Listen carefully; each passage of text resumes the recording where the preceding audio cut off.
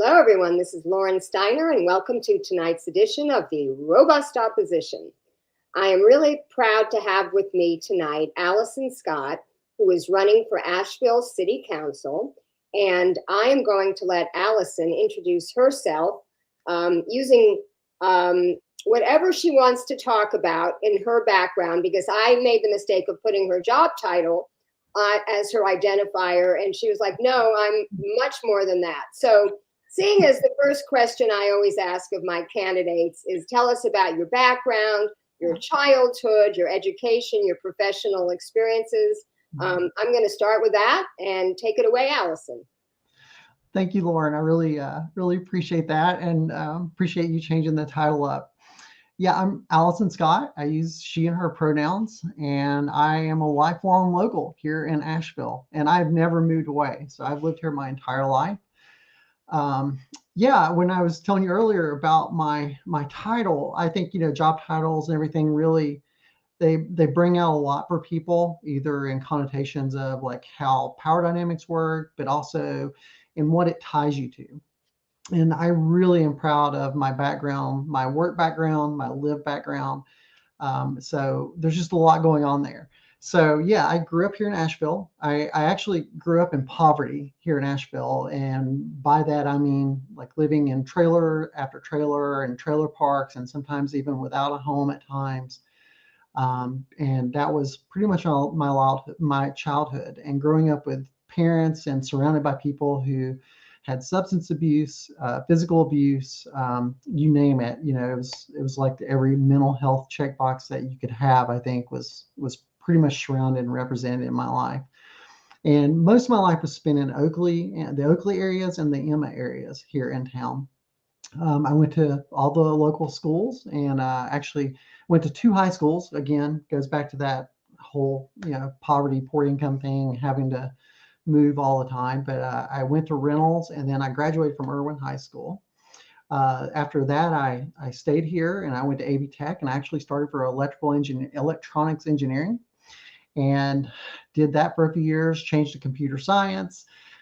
Attended classes at UNCA also, and then later on started working for some of the hospital system, actually Community Care Partners, which a lot of people know is part of HCA now, but before that it was part of Mission Hospital. It was kind of run as a separate entity for the longest of time, but I left there way before like it became the whole HCA thing.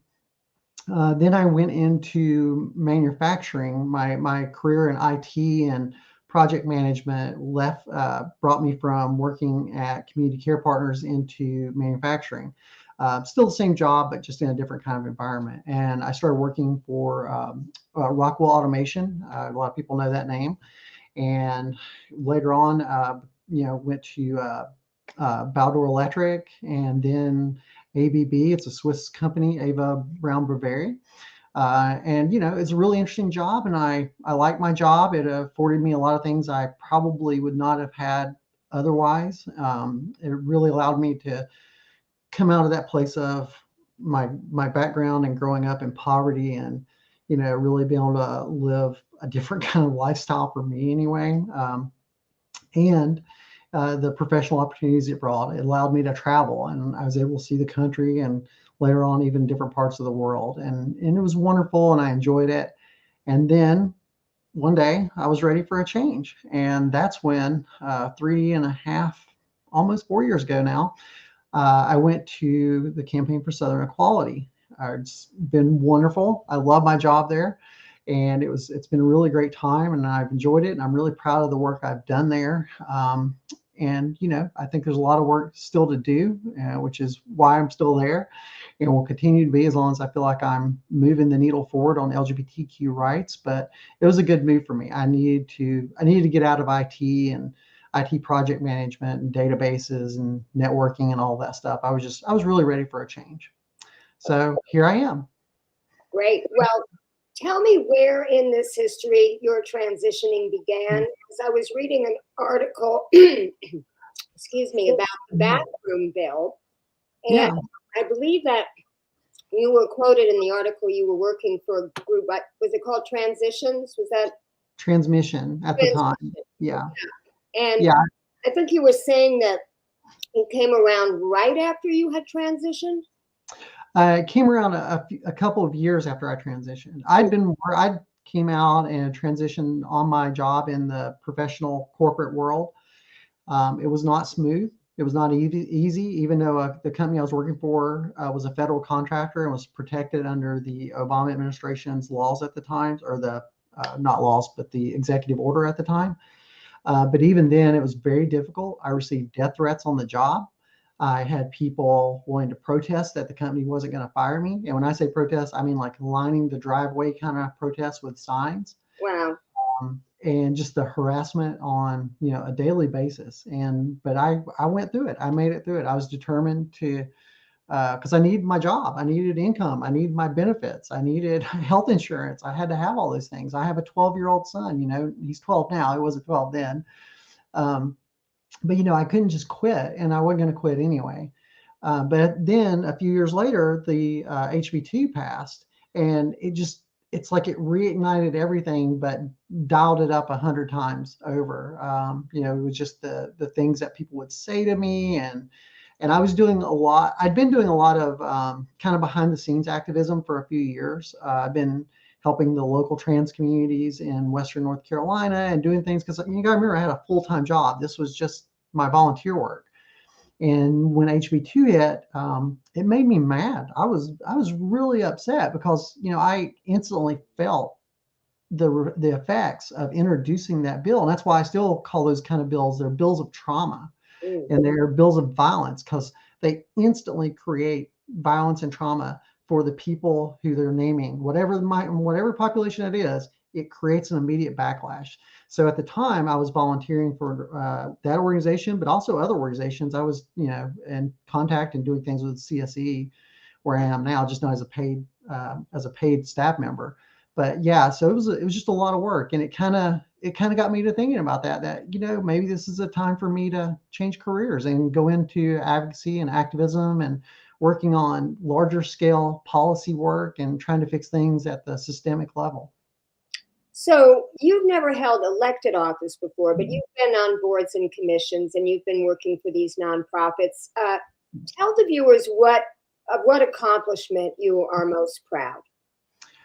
Well, I'd have to say what I'm most proud of is the non-discrimination ordinances that were recently passed in Asheville and Buncombe, along with 14 other municipalities across North Carolina. That was a huge deal, and literally the work of HB2 of trying to get these in went into place after HB2. So we've been working on this for a few years now, working with cities and saying what can we do after HB2 expires, and then 142 when it expires. And that was a big deal. And it's also, it's some of the largest policy work that I've done, because it was across a state level, but it was with individual municipalities. So it was really interesting to have the different dynamics of going into city councils or county commissions where there may be no out LGBTQ people versus having maybe one or two out LGBTQ people, and the difference that made, but still no trans people. You got to remember in any of these. So when we would go into the conversation, myself and other trans and non-binary staff members at CSE and ENC, who we worked in partnership with, we were the only trans and non-binary people in the room. And, and that's been the case for me forever. I've worked with, I've been, in Raleigh, we're introducing bills to stop conversion therapy at a statewide level. I've been invited in with the Justice Department and the Employment Opportunity Committee and others to work with them on working committees and be the only trans person in the room. And, just seeing the difference it makes being a person invited to the table versus a person who's elected or appointed or hired to the table. Just seeing that power dynamic. And that's what really, really pushed me over the edge about wanting to run for an elected office, was watching these power dynamics play out and having to go with kind of my, an old saying of like, my hat in my hand and beg for these kind of changes versus saying, gosh, if we just have more people in the room, the conversations will come a lot easier. Yeah, well, one of my guests said the other day, they quoted, and I forget who the originator of this quote was, but they said, if you're not at the table, you're on the menu. Yeah, it's true. So I was going to ask you, you sort of just answered my next question, is what possessed you to run for office. I also read in one of the articles about you that one of the equality organizations was backing like, I think it was like 140 candidates for local office. I think this is probably a good idea if it's a concerted plan, if you want to affect policy to get people into local office and then maybe even statewide office. Is that something that you're considering? I know you haven't even gotten the local office yet, but was that one of the motivators, For statewide, Well, yeah, thinking about that, like, do you think you have a long political career ahead of you? I am focused on Asheville. This is my town. This is my home. I've never moved away. I'm very concerned with what I've seen here over the years and where we're at now. I love local politics. Again, working in different states, even not just North Carolina, but other states too, and watching local level politics, it really, really hammers home how much power local politicians have to affect our lives. I mean, I know the national races, and you talk about Congress and Senates and presidential, they grab attention, and there's a reason. I mean, I'm not saying they don't have power, they obviously do, but in most of our lives, the biggest effect comes from our local politicians. You're talking about water, you're talking about sewer, roads, employment, non-discrimination policies, all these kind of things. This is our daily life. So for me, I'm very passionate about local politics. Yeah, and Julie Mayfield said in my show the other day with the candidates for 49, she thinks that you can do a lot on the local level. Oh yeah. And I agree with that too. So getting into the issues, what would you say are the three biggest problems that Asheville faces right now? And what are your solutions, or what would you try to do about them if you got onto the council? Well, it's my three platform issues. It's affordable housing, it's community safety, and transparency in government. So we can just start with affordable housing. I was talking about this the other day with it was actually the Asheville Citizen Times with our the questionnaire that they sent out, that we have a crisis in our community where the federal minimum wage and what we have at the state level cannot begin to purchase the average $400,000 home here in Asheville. That's a crisis. And then when we see, the unhoused population and people having to, live in tents and down by the river, and this is a huge deal, but it's complicated. I think it's solvable, but it is complicated at the same time. And I think some communities go the route of, they believe you can police your way out of it, and I think some candidates believe in that. And I think I wouldn't agree that's the solution. I think that will erase it from that community, but it doesn't really solve it. It just passes it on to another community. So for us, I'd really like to see us really work on our, helping with this issue of unhoused people, of deeply affordable housing.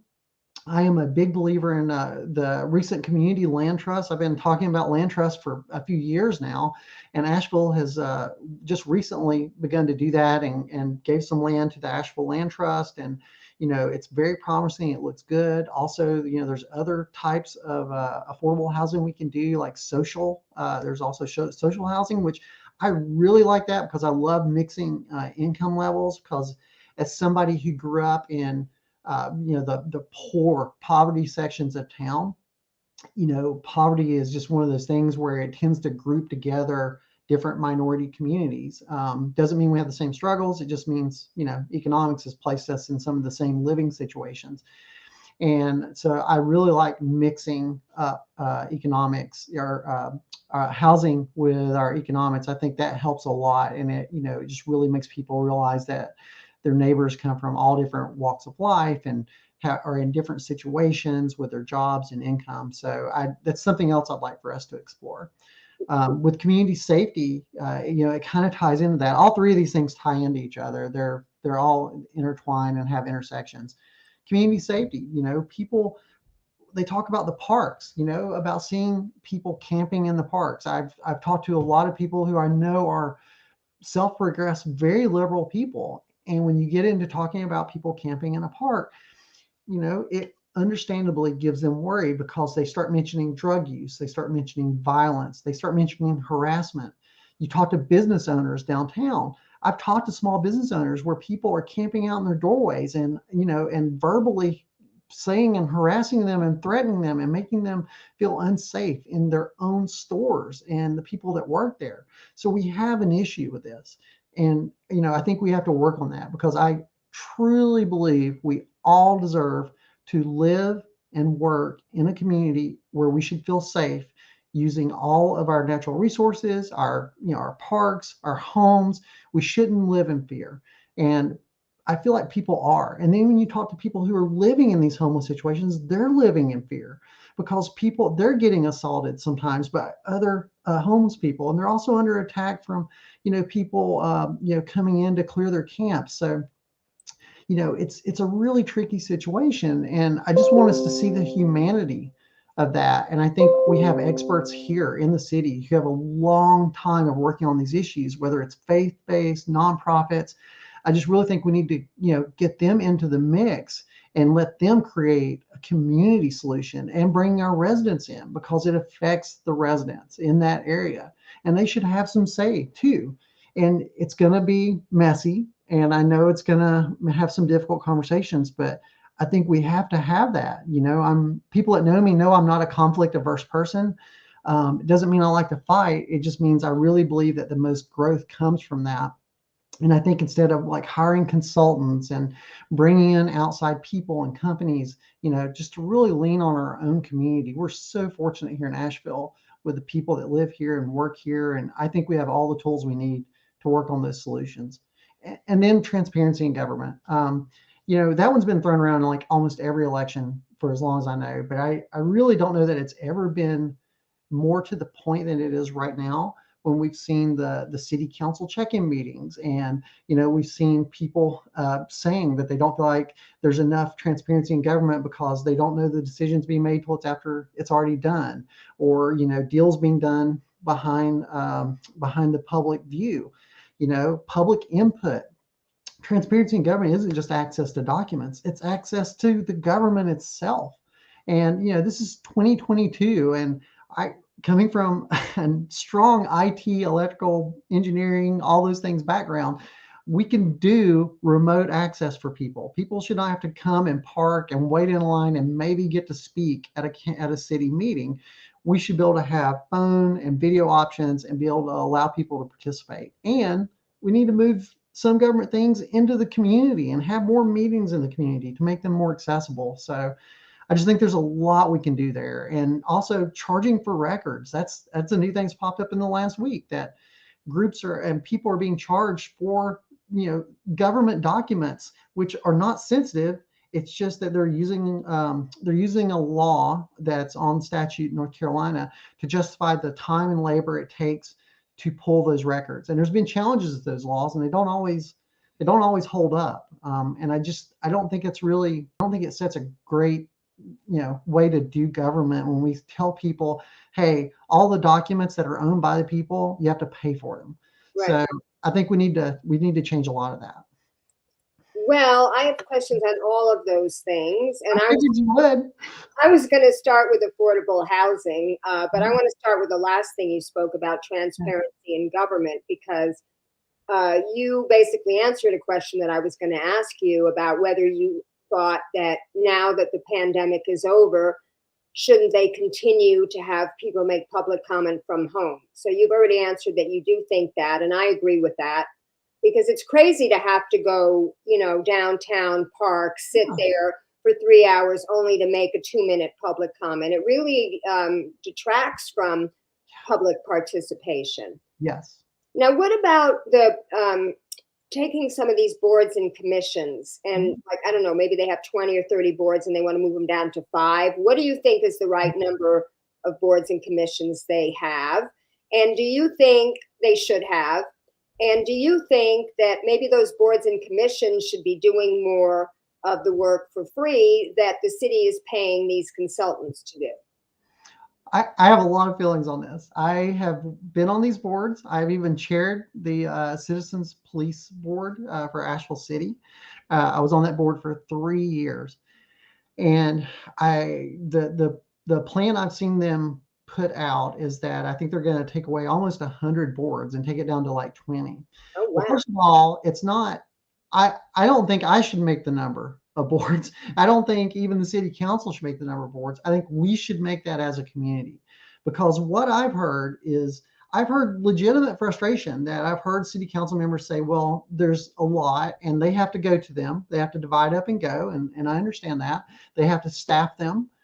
So we have to have staff capable, paying them and making sure people are there for the work that's being done. And I understand that frustration. And then I've heard them say that, well, we're not getting clear directives or things out of that. And that's where I start pushing back, because I know for a fact, people who have been on these boards, some for years and years, and have donated hundreds of hours of unpaid labor onto these boards, they have made recommendation after recommendation. Our Citizen Police Advisory Board made recommendations about, community visibility into policing, and but these things are ignored. And I know they're being ignored from other boards. So I think we're only hearing the city council members talk about their frustrations. Where are all the people who are on the boards currently or who have served on them in the past? Where we get to their frustrations? Because I've heard so many people say that exact same thing, that we have made recommendation after recommendation and it just never gets talked about. It doesn't get heard in front of the other council members. It just never sees the light of day. So yes, I think we do need to lean on these boards because there's expertise there. And as far as the right number, that goes back to the community. As a community, the people on the boards, the city council members, even the city staff members, because I know a lot of them and I know they work hard and it's not easy working at these things. We need to get people together and talk about that. And then if we say, you know what, we do need to reduce the number of boards or merge a few or whatever, or grow it. I don't know. And it doesn't matter, but it's a community decision. I just don't think it's right to have a knee-jerk reaction and then decide we're going to reduce the number of boards and never have any real public discussion on it. Yeah, because that land bank idea that you're talking about, they're starting to do that now. They want to take some government-owned land, because I agree with you. I've been pushing for social housing ever since I came here. Our government has disinvested in public housing over the last 40 years, and trying to incentivize real estate developers to build affordable housing, much less deeply affordable housing, is just not profitable. It's not going to happen. So, but now I hear they're paying, UNC Asheville $200,000 to come up with the plan. And this is what they do. They pay these consultants. And it seems to me that between their city staff and these experts that we have in the community, we don't need to be paying these consultants and put the money back into providing the services. Exactly. I mean, we should take all this consultant money, and if we need to, hire more staff, give the current staff raises. For God's sake, if you work for the government, you should especially be able to afford to live in the city that you work at. Right. You can choose not to, but you should be paid to at least be able to do it. So yeah, we have experts in this community. I tell you, I've been to so many housing meetings and everything on the campaign trail, and blows me away. I meet people I've never met all the time. They're like, I moved here from so and so, and I moved here from so and so, and they're like an expert, and they've worked with so many cities or entities and everything else on housing and affordable housing. And we've got people. We don't need more. We don't need to hire people. Right. Now, have you ever heard the term participatory budgeting? I have, yes. Do you think that's something that Asheville should undertake? I think it's something to look into, because it goes back to that community mindset. I'm a big believer in community building, bridge building, and getting people at the table. Like I said, as a trans person, I've had to work from outside the system for my entire existence as a trans person. And, I know what that means and what that feels like. And I think people need to have a voice into it. Now at the end of the day, I do realize we hire our representatives to represent us and make decisions. But at the same time, I don't think it should be just, well, they make the decision and I guess we'll just elect a different one in the next election in 2 years or 4 years or whatever it is. I think there's a balance there of what we can do. And I think it just comes back to shedding light on it. And, if we had participatory budget processes, even to the point where we would talk about it more and really show it like line item budgets, I think it would really go a long way to building trust in the government and really bringing some great ideas from the community to the table. Yeah, like right now, the Buncombe County is doing a community plan, a comprehensive plan, and they've been having a lot of sessions in Yep. different neighborhoods to try to get the input of the people. But this community budgeting goes even deeper. And I know before I left LA, there was a progressive group that had the people's budget. And the Progressive Caucus of the US Congress always has a people's budget. But the thing is, you need to, if you're going to develop something like that, you need to get other people in on it with you, not just be a few progressive groups here and there. Getting back to the housing issue, affordable housing, which is there's so many reasons for it, and it's such a hard problem to fix on a local level. What do you think of the zoning and having more density? Because a lot of people feel like if you can have denser housing, it can be more affordable.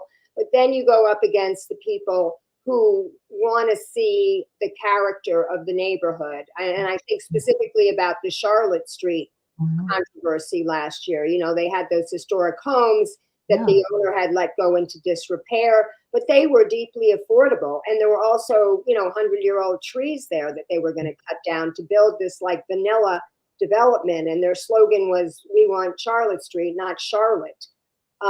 Where did you stand on that issue, and where do you stand on development? And that also goes into development for who? Is it development for, wealthy people? Is it development for tourists? Is it development for businesses? Will we have the infrastructure to deal with all that development? So talk about that issue a little bit. Yeah, I think, again, this is going to be give a little from all types of different sides. So you asked about the Charlotte Street. I'm not going to shy away from that. I don't think that was a great decision. Those houses, they were old houses and they had been there. And that is part of the community. Because when I talk to people that move here, they talk about this beautiful place that they're moving to with these interesting architectural features. And, it's not cookie cutter mega developments. So I think we should do everything possible to save all existing housing that we have. And I think we have plenty of room to do other stuff. Right next to that Charlotte Street is a big parking lot that Ingalls owned. There used to be an Ingalls there and it burned down. So, that's how I know Asheville, and you can tell I'm Southern because I'll tell you what was there 2 things before it was actually there. But why are we not using all this blank space? Why are we not approaching Ingalls and working out some kind of like, a tax deal or something where they could donate that at an offset cost to their taxes? There's a million things we could do. There's the Fuddruckers property right across from it. That's going to be developed, but I'm just using it as an example. There is property all over this town that is sitting empty or ready to be cleared. That doesn't mean tearing down historic homes and tree cover. When I was talking to some residents in Oakley, it was a month ago or so, they were talking about that, and like I said, that's one of the places I grew up in. I spent most of my childhood in Oakley. Oakley is like one of the last few places that really has a lot of tree cover. It has a lot of, different types of homes, and it hasn't been just overrun with developments and little mini commercial buildings and everything. And, in talking with them, people there were like, look, we don't want to lose that. And we know we're going to have to make some adjustments. So maybe some more infill, maybe some additional, like moving some houses, building houses closer together on people's property. But we can do that in a way that balances tree cover. We can do it in a way that's sustainable, and we can do it in a way that doesn't require tearing down all this historic architecture that we are literally known for, and is what has brought people here. Other than the mountains, the views, and the outdoors, people come for what we are. We don't need to be tearing it down. Now, what about the related question about tourism? Do we have too much tourism? I know I interviewed Andrew Fletcher, and he's not happy with, how much money, and also the Senate 49 district debate. They have to spend 75% on marketing, and maybe we don't need to spend so much money marketing Asheville. Could Asheville become a place where there's, but then again, the small businesses, they do sell to tourists, so they need tourism. Where's the balance there? That's right. And I like to remind people that, tourism in my mind, and I'm open to talking about that with people, tourism itself is not evil. I don't think any particular industry, well, I'm gonna take it back. I'm not gonna say that. Tourism itself, like most things, I don't think is in of itself evil or the problem. I think not thinking about it with sustainability in mind and letting anything become kind of the monster that controls everything without any checks and balances, that's the problem. I mean, if it was manufacturing, you look at, let me use Canton as an example, a city near us that had a paper mill there, and that dominated that. And then people started fighting that because of the chemicals and the pollution and everything that was coming out of it, because it dominated their neighborhoods. It also provided a lot of jobs. Well, tourism provides a lot of jobs. There's a lot of small business owners. There's a lot of people who depend on tourism. And it doesn't need to be left of itself to go unchecked. So you're talking about the TDA and the balance. Yeah, we are the only city to where 75% of it goes to that, and most cities it's like 67 or 66. It's right there at it, and they're trying to get that change. And if we don't get it changed, then we need to play hardball with our North Carolina representatives, and we can shut that down. So, we have to make tourism work for us because we need sustainability. Tourism should pay for infrastructure. It should pay for some of the housing issues and everything that we're facing. Besides our outdoors, tourism is one of our biggest untapped resources. All the money that's coming in here, it should be flowing into our community to make it a better place for all of us who live here so that we can have a better life. What about stronger regulations on Airbnbs? I mean, we found out that in the pandemic, Airbnbs didn't slow down. They actually grew because people didn't want to stay in crowded hotels. And what happens is people realize that they can make more money by Airbnb their rental property, taking it out of long-term, rental stock, which potentially was affordable housing. What do you think about that issue? Again, if it's left unchecked, it will destroy your city and your town and your community. I know people who Airbnb one, like a room in their house or something, and it helps offset their rent. And I think that's fine. But I do not agree with whole house rentals and these short-term rentals that completely destroy a community, and it basically turns it into just single house hotels, and it changes the whole character of the community, and it destroys affordability. So there's a balance there. We can do that, and I personally do not Airbnb. I'm putting that out there. I don't have any ties to real estate, realtors, developers, or anything. And I know people, I have friends who Airbnb a room or so at their house, and and I know they've done it responsibly. They don't do whole house rentals. And I used to live in Five Points, and I've seen whole homes being rented out. It's one of the reasons we couldn't even buy a house in Five Points where we were living and renting at the time, because every home was either being snatched up by out of town people who could come in and buy 3 or 4 homes, and then they would rent them out. And most of them were short-term rentals. So it's just really terrible. So I think anything left unchecked is what destroys it. Yeah. And also housing, like healthcare, should not be a commodity. It's a human need. That's right. Getting back to the homeless issue, of course, affordable housing is one of the causes, or lack of affordable housing is one of the causes of homelessness, an increasing cause. But also substance use disorder and mental health issues. And those also require national solutions. We know that the war on drugs has not worked. We've seen, I just finished watching Dope Sick, what legal prescription drugs has done, caused an epidemic of opioid use that, now that we've cracked down on that, has only turned to heroin and even worse than that, if there's something worse than heroin, which is fentanyl. Mm-hmm. And so you have, this brings in the public safety. And, you mentioned that you're sensitive to people who do not want to see this in their yards or, outside of their businesses. But then on the other hand, you don't like the criminalization of the homeless either. And the sweeps of the encampment, they just changed it from 72 hours to 24 hours notice that they have to give. Where did you stand on the Ramada Inn, and whether if you were on the council then, would you have voted for that to be an emergency shelter or not, and why? Yeah, I want to be fair to people. It is very, very easy to, have hindsight and be able to say, "Oh, I would or wouldn't have done something," to make yourself look good. So I just want to state that. I think the Ramada Inn was, I think it was a tool that people, when they voted on it, they thought it was the right thing to do. And I would say the implementation was where it really went off the rails. I think it needed a lot more community input. I think the people living nearby should have had, community input on that, because their concerns are just as legitimate as anyone else's. They live in those communities too, and they have children, and they have their own beliefs and everything. And this is going back to bringing people together. Even if you don't like the conversation, we need to bring everybody together.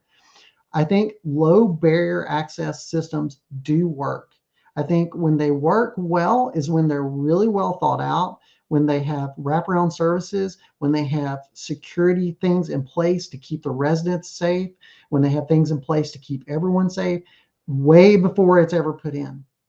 I think it was rushed. I think that's, it goes back to some like really deep, project planning. I know at the time they had to make some quick moves because apparently there was some money and you used it or lose it. Well, I would have rather have lost it than made a bad decision, because right now, when you go and talk to people, that's the only thing that's in their mind. And this is the South. We don't ever forget. And people will say, well, it'll never work because that thing from 65 years ago didn't work. And that's the reason why we, rushing to make decisions, without community, rushing to make decisions without thinking about sustainability. Is it sustainable? Okay, And so the homeless went into the Ramada Inn because of the pandemic. And it was basically, they did this all over the country. In Los Angeles, they had Project Room Key, and it was for the safety not only of the homeless, but for the general public at large. And they had those rooms. So they didn't have really time to prepare for that. But during the pandemic, they could have, like you say, gotten the community input and made it a better situation for the neighbors, so that when it did come to making the decision at the end of the year, to use it or lose it, then maybe there wouldn't have been so much opposition. So you're saying, so you support the concept of the emergency shelter, but yeah. So now then they decided, okay, well, we don't want to lose it, so we're gonna go ahead with the deal. We're gonna buy it, and we're gonna have it for permanent supportive housing, which is the housing first model. And, we're going to bring in this organization, Step Up on Second, who I know from California, because I used to live there. I even contributed them once, to run it. And that was another thing where I'm looking at that and scratching my head and I'm like, yeah, they're a great organization. But like you said, Allison, we have the expertise here. The Anchor Collaborative put together a whole proposal. But like you said, only Esther saw it. It wasn't shown to the rest of the council as to how that thing could have been run. So if you were making that vote that night, and you hadn't seen the Anchor Collaborative proposal, which was basically, it obviated the need for an outside organization to come in, would you have made that decision in haste? Well, we want to have it as permanent housing, but we need to have somebody that knows what they're doing, because God knows we don't know how to do it. Would you have made the same decision that the council made? I would have. I really, again, it's hard. Because I can talk from now and I can try to make myself look good and say a whole bunch of things, but I don't believe in rushing to make decisions, especially with public money and funds and things that affect the community. So I would have, most likely, I could see myself voting no on it, because I would have wanted to just understand the project more, to really understand the ramifications of what we were doing. Because like I said, I grew up surrounded by abuse, surrounded by people who were, going through alcohol and drug addiction and everything like that. I know what it's like to live in that, and I know what it's like to live outside of that. And also, I've learned over the years that the best decisions are the ones that we really think about. And like I said, I'm more afraid of something like that being rushed in and failing, and then everybody using it as an example of why we can never, ever do it again, when we know it can work and it has worked, and there's clear examples of it working in other places. But nothing, very rarely does anything ever work if it's rushed into place. So not just for the Ramada Inn, I think anything like that, I'm going to lean more towards, let's delay the vote. Let's think about it. If we have to lose the money, then we'll have to lose the money. I'd rather go down like that than just really rushing to make a rash decision. Yeah. One thing that nobody said, because I was watching that public hearing, that city council meeting, nobody talked about asking to delay the due diligence period. I know as a buyer, you can do that. And Yes. it's not like this Ramada Inn had people lined up around the block to buy it. So they certainly could have extended it for another month while they did more research. Yeah, I think a million things. Like I said, I think it's unfair to criticize in hindsight, like what would we have done when we weren't the ones at the table. And I think sometimes you can't say, but did you, couldn't you have done just a little bit? I'm not saying you could have been perfect, but maybe just a little bit, like delaying it, even delaying it a week, for God's sake. Any amount of delay would have been better than making a decision so quickly. Yeah. Now let's talk a little bit about substance use disorder. I used to call it drug addiction or substance abuse, but now I hear the proper term is substance use disorder. So I'm trying to use that all the time. Having watched Dope Sick, I realize how intractable it is, especially in opioid addiction. You can get it cleared from your body, but still your brain has been rewired so that you crave it. And you need a lot of therapy for that. You also need that drug, Suboxone, I guess it's called, which is better than methadone. They talked about why on the show, to maintain you so that you're not strung out, but you're still getting that, physical need met, whatever. But then there's the mental thing, and addiction is genetic. You do have genes to make you more addicted. But we have a crisis in mental health in this country right now. There's not enough therapists, even for people that have the money to pay for therapy. There is not enough therapists. And you talked about services, wraparound services. You get them off the street. That's the housing first model, but you have to provide them with services. And if there's no services, then aren't they just getting, high in their rooms? I guess it's better than having them being high on the streets and leaving the dirty needles and, being an eyesore for some of these people to see. But what do you think can be done on the local level about mental health and healthcare in general? Because I know, we don't, not Medicare for all is a federal thing. Expanding Medicaid is a state thing. But what do you think can be done, mental health and also healthcare in general, on the local level?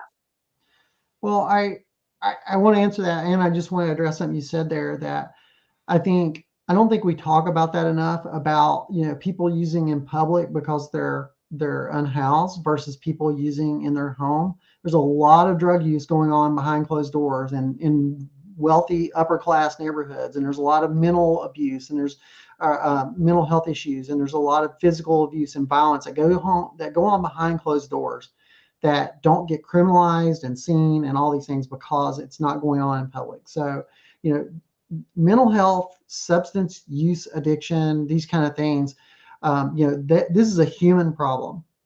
A lot of people are in these situations. And so that's why I'm like, we got to be really careful and treat this humanely, because, just because something's visible for one population doesn't mean that they own that. I think for community, this is where city council, you have to work in tandem. The Buncombe County government is the actual ones that run, the most of the healthcare budget for the entire county, which also includes the city too.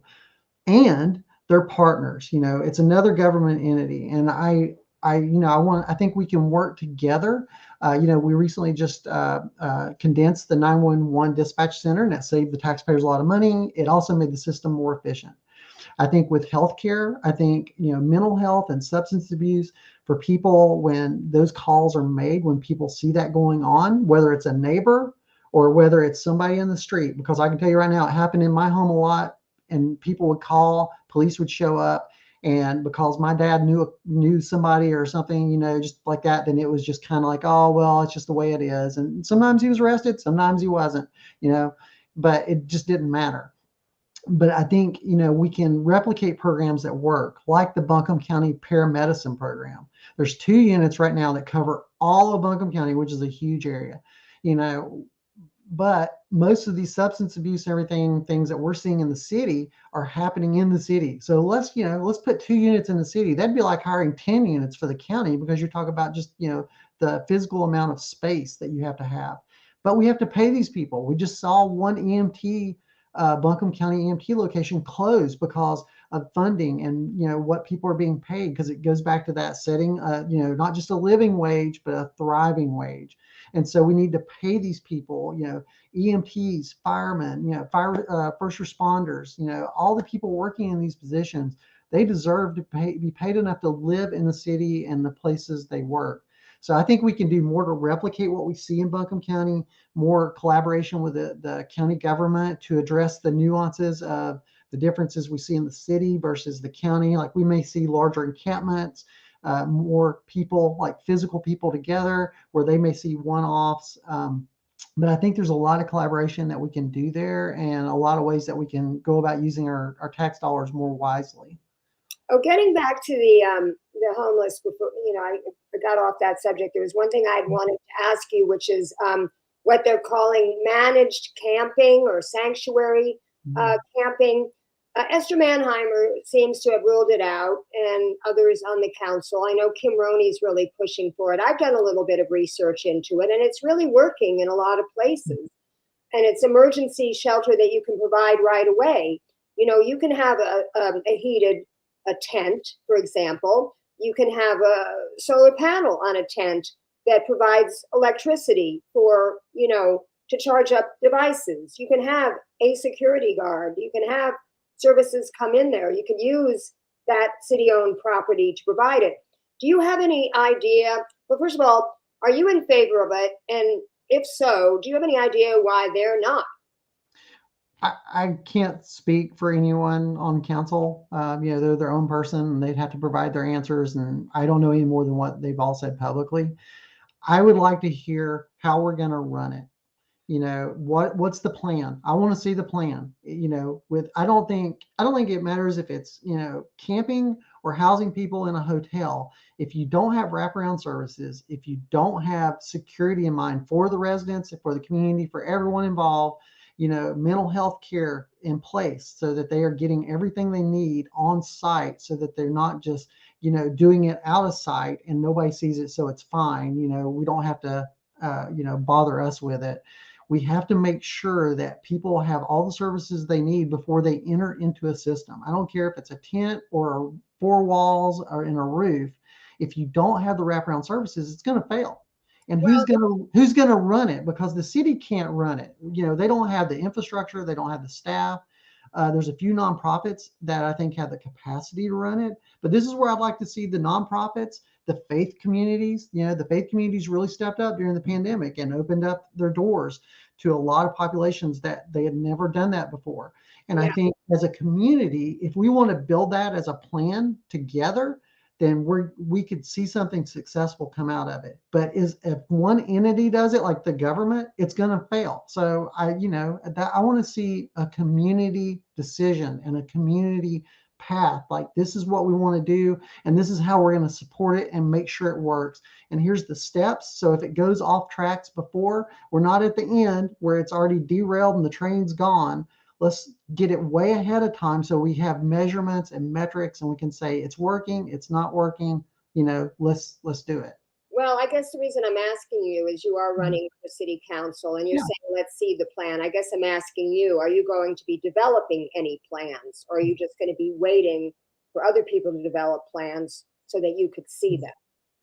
I want to bring the people I'm not an expert on unhoused, mental health, and substance addiction and use. I want to set the table and let the experts step up. I don't believe politicians solve our problems. I believe politicians are there to represent people, to, have the fiduciary duty of spending our money, wisely and going with a community direction and a city direction that makes sense. But I don't think a politician should be the one that's like the savior coming in to do that. I think a politician is there to clear obstacles so that the community can move forward. I think a politician's there to make it easier and to bring these entities together because they're busy, and they've got a lot going on and maybe they don't have time to talk. So as a politician, I want to bring people together and let's talk about it and find the solution. I'm not going to come in and say, oh, I've got the plan to save everyone, because that will never work. Okay, well, there's a couple more issues I want to ask you about, so maybe just talk about them briefly because we're running out of time, and I do want you to talk about your campaign and how it's going and how people can volunteer for you and donate to your campaign.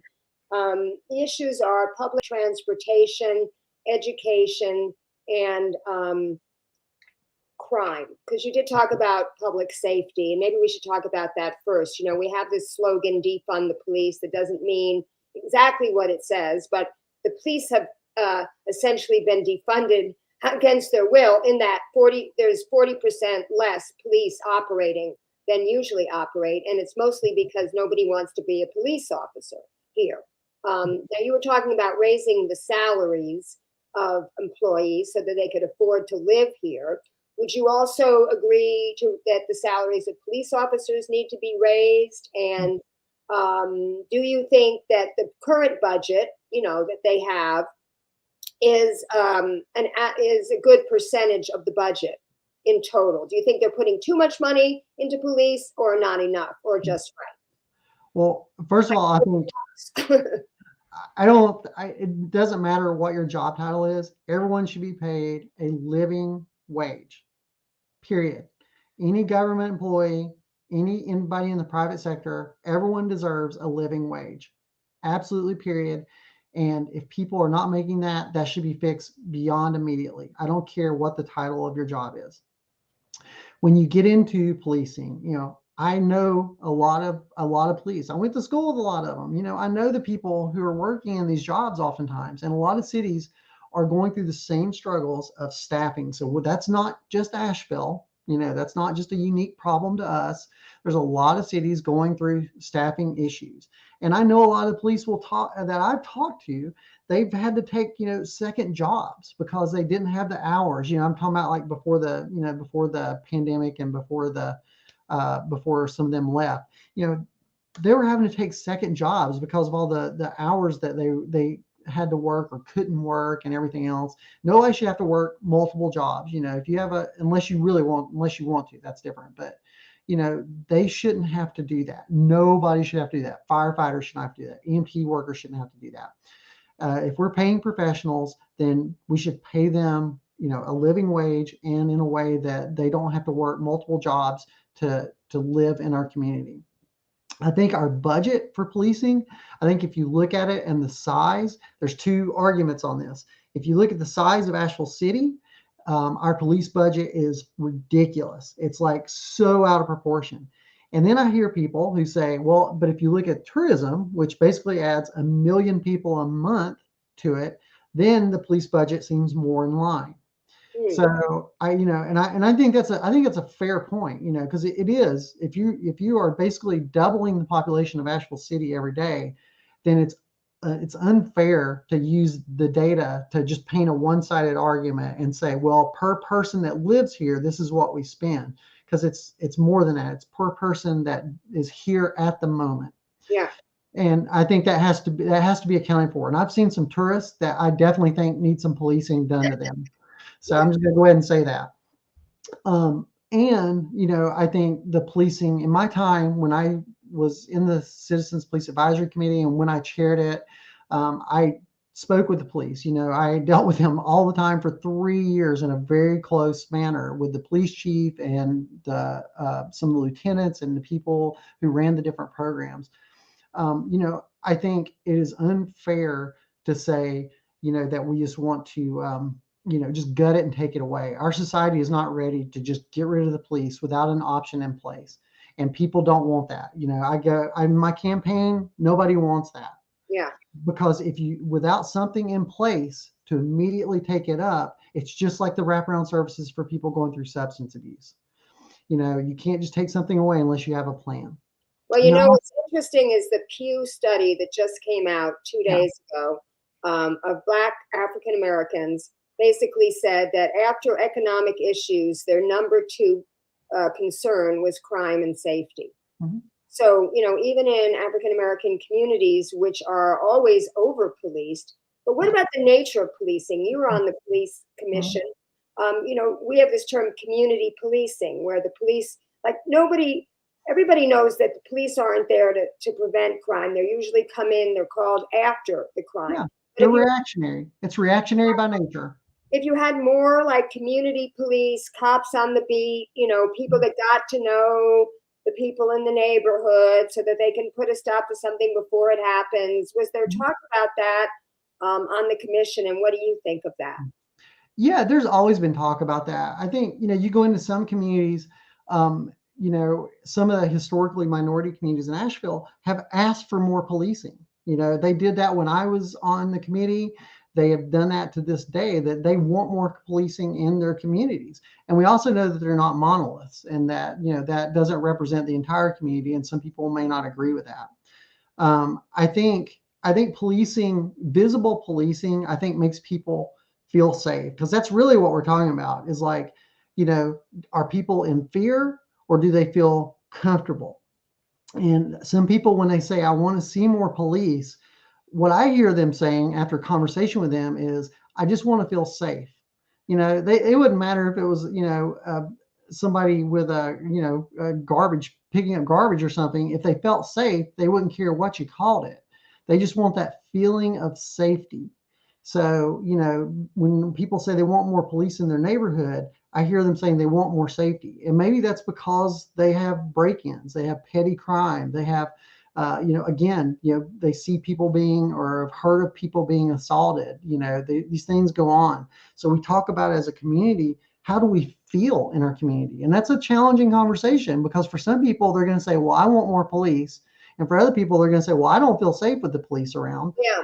And I don't want more police. So again, that's where this community conversation comes into play. And I've seen it play out in the committee, in the Citizen Police Advisory Committee. I've seen people arguing this from side to side.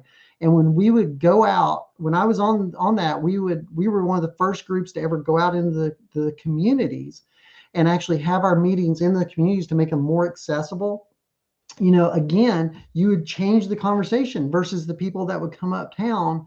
When you go into the community, you'd have a different conversation all of a sudden. Like, people might be more for policing in that neighborhood, or they might be for less. So I just think it points back to we're just not having enough conversations as a community to try to really get to the, like, what is it? It's income inequality. It's, not having housing security. It's having no health care. We look at other countries and we see that when other countries have places with strong social safety nets, strong housing, strong mental health, strong physical health care, and living incomes, a lot of this stuff goes away. It just disappears, because that's the solution. Something just came out the other day. I forget what it was, but it said that this is the second year in a row that the lifespan of Americans has decreased. And it's old people, who are dying from, a lot of people, obviously, in the last 2 years from COVID, and a lot of people that had diabetes, these comorbidity, as they call it, diseases. But with young people, it was diseases of despair. Like, more people died from fentanyl of the young generation than any other cause of death. And it's really a sign of our times. I'm not going to ask you the education question. I was going to get into the whole saga about the Asheville primary school, but we're already out of time. And I just want to ask you about one interesting idea. that my friend John Mirish, who is on the Beverly Hills, and I mean Beverly Hills, California. I know there's a Beverly Hills in Asheville I too. knew you were going to ask this. Yes, because I tagged you. He was basically saying that he's going to be proposing, and he's running for re-election, that Beverly Hills fund preschool for everybody. And not only preschool, but also daycare, and that, every resident should have free preschool, and that any employee of the city should have free preschool and free childcare. And Nina Tovich, who's going to be on my show tomorrow if she's feeling better, she was the first one to hop in there and say to John Mears, well, what is the budget of, Beverly Hills? It's like 500 million a year, something like that. But what do you think of that idea? And would you look into if it could be finessed? Do you support it? Well, yeah, I mean, I love systems like that. As a parent, I have a 12-year-old. I know what, before my child entered into primary school, preschool, and daycare, it was ridiculous. My partner at the time, we literally talked about that. We sit down and did the numbers. Like, does it make sense for one of us to quit our job? Just because it's a losing proposition to try to do that. So, it just points back to that. We have a huge problem in this country. And I'm not familiar with the plan that Beverly Hills has and their budget. And, then you get into Dillon's rule and home rule and all those kind of different things for the state and what the governments can do. But I can say, that Asheville and Buncombe County actually runs daycare and preschool assistance programs. There's money in those programs for people who need the assistance, but I don't think they go far enough, because I know so many middle class income people who can't afford daycare, can't afford preschool for their children. So, I mean, yeah, I'd love to do it, but again, I can't answer that without sitting down and looking at the numbers, and we'd have to see, because that's, it's a lot of money. It is a huge amount of money, and we're already spending a huge amount of money on a lot of other things in our city. Yeah, well, I could ask you about public transportation and about bike lanes. That's a whole big issue now, and road diets, but we really are out of time. So let me just ask you to tell people, if they want to donate to you or volunteer for your campaign, how can they do that? And you'll please put in the link, any link you want them to go to, website, Facebook page, in the comments. Yeah. You can go to Allison for Asheville, and that's with 2 L's. I'm Allison, Allison, and you can donate to it, right? My campaign right there. You can sign up to volunteer. There's all kinds of ways to get involved. It's really important right now. I'm a big believer in elections and being involved in your community. I've worked on elections over the years, and I just think it's a great way to show up, especially for local politicians. So I would love for you to volunteer in my campaign, and I just want people to get involved. So please do. Great. Well, I wish you all the luck. And I want to tell viewers that tomorrow I'm going to be having Nina Tovich, as I said, if she is feeling better. She's been under the weather for the last few days. And Wednesday, I'm going to be having Will Hornaday, who's also running for Asheville City Council. And next week, on the 26th, I think it is, Tuesday, I'm going to be having Maggie Ullman.